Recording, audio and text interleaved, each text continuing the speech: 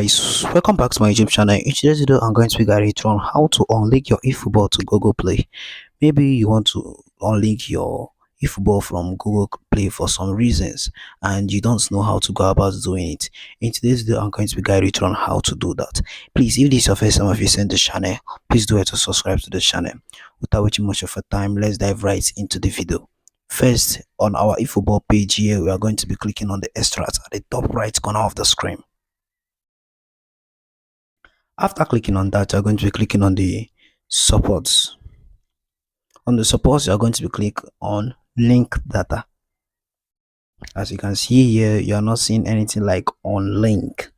So for you to unlink your eFootball account, all you need to do is very simple. You're going to be clicking on the view link data.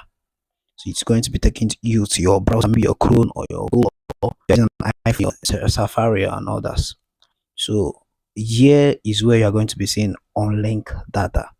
You can still go ahead and change Gmail, but since you want to unlink your data, you're going to be clicking on unlink data and unlink your eFootball account from Google Play. So that is it on how to unlink your eFootball from Google Play. If I understood helpful, because I've gone to the very end of this video, please type in the comment section if you still have an issue with eFootball or if you want to know anything concerning eFootball.